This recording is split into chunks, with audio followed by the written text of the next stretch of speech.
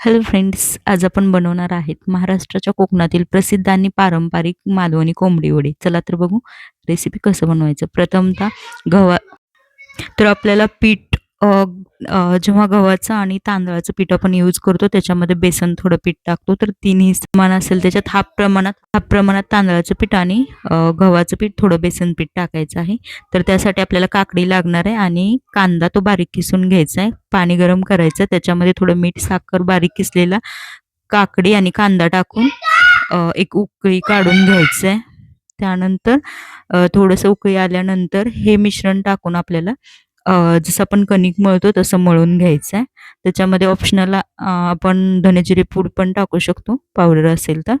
आणि पेपरच्या कागदवरती आपण हे हाताने थापून घ्यायचं, जसं की आपण पुरी लाटतो पण ते हाताने थापून घ्यायचे. थोडासा तेलाचा हात लावून ती पेपरच्या कागदवरती थापून घ्यायची आणि तेलामध्ये पुरीसारखी तळून घ्यायचे. तर आपण बघू शकता हे कोंबडी वडे बनून तयार आहेत. तर आपण चिकन जेव्हा बनवतो त्याच्यासोबत आपण कोंबडी वडे खाऊ शकतो.